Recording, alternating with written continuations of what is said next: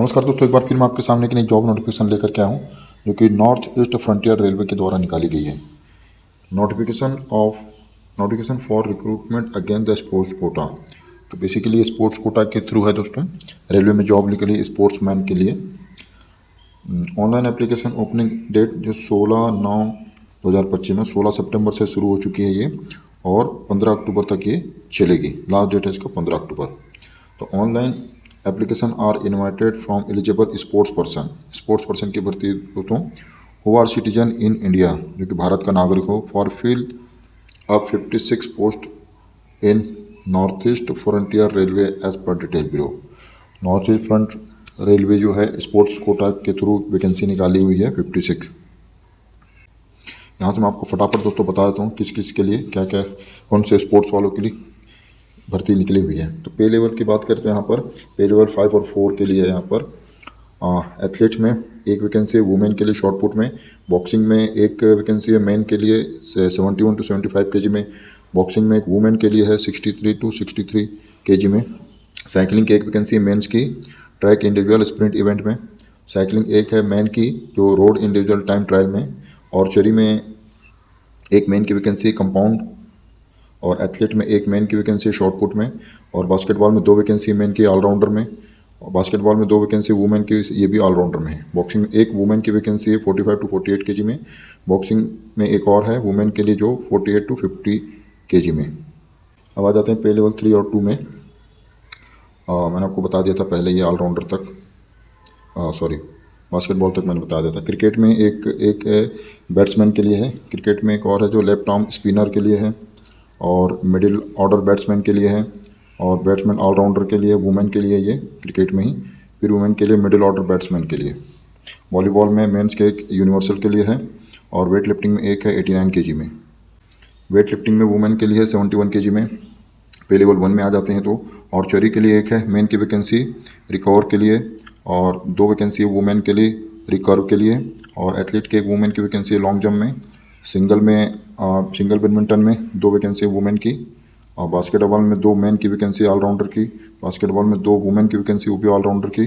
Boxing में main की vacancy एक मेन की वैकेंसी 62 to 63.5 kg में, और 57.60 kg में, और 48.1 kg में। बॉक्सिंग की ये 3 वैकेंसी है मेन की। बॉक्सिंग में एक और वैकेंसी वुमेन के 52 से 54 kg में। और क्रिकेट में एक मेन की फिर वैकेंसी है बैट्समैन की। क्रिकेट में फिर से पेसर बॉलर की है, एक ऑलराउंडर की वैकेंसी है। क्रिकेट में वुमेन के एक लेफ्ट आर्म स्पिनर है, और वुमेन के लिए विकेट कीपर बैट्समैन। फिर से वुमेन के लिए क्रिकेट में पेस बॉलर की।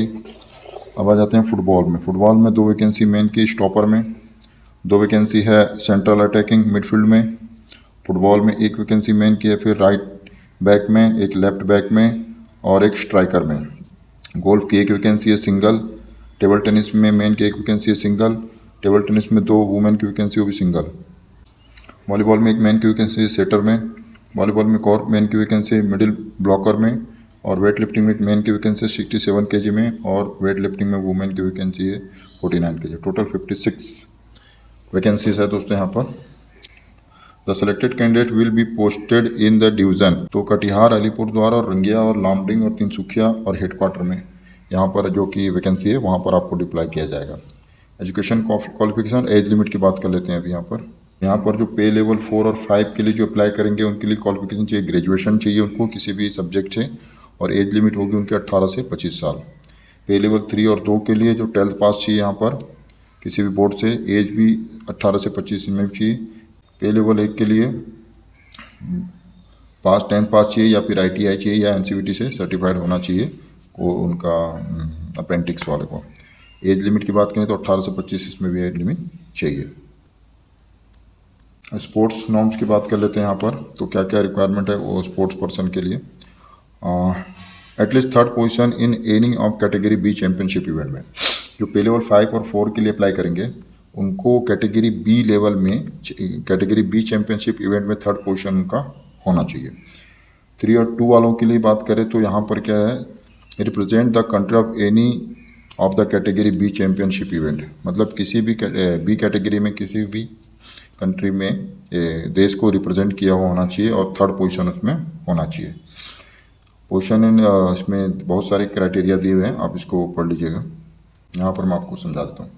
International category of international championship, category A में आता है ओलंपिक गेम सीनियर कैटेगरी में। कैटेगरी बी में क्या आता है, world cup junior youth and senior में, world championship junior youth senior और Asian game senior, Commonwealth game senior, youth Olympic Davis cup tennis, champions trophy hockey और Thomas Uber cup badminton, ये B category में आता है। C category में क्या है, Commonwealth championship junior senior, Asian championship, Asia cup junior senior, south Asian federation game senior, USIC world release championship senior, world university game. तो इस game में जिन्होंने भी पार्टिसिपेट किया है वो उसमें अप्लाई कर सकते हैं।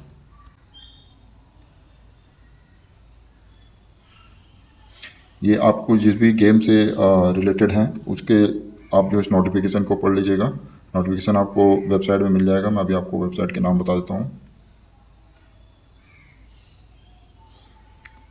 ट्रायल और date of trial and other stage recruitment process shall be intimate from time to time through the website nir.indianrailway.go.in में जाकर के आप देख सकते हैं। आप जो भी फॉर्म भरेंगे उसमें टाइम टू टाइम अपना इसमें विजिट करते रहिएगा और अपना अपडेशन देखते रहिएगा। सिलेक्शन प्रोसीजर की बात करें, short listed eligible candidate will be called for the trial for sport performance, interview and assessment of sport achievement, educational qualification etcetera. पहले आपको ट्रायल के लिए बुलाया जाएगा, उसके बाद आपका इंटरव्यू होगा। जो भी अचीवमेंट आपने लिए डॉक्यूमेंट वगैरह सबको सबमिट करना पड़ेगा। मार्क्स के डिस्ट्रीब्यूशन की बात करें तो maximum marks which can be award the trial committee for performance during trial, the recruitment committee during the interview stage and shall. For game skill, physical fitness, coach observation during trial 40 number उसमें मिलेंगे।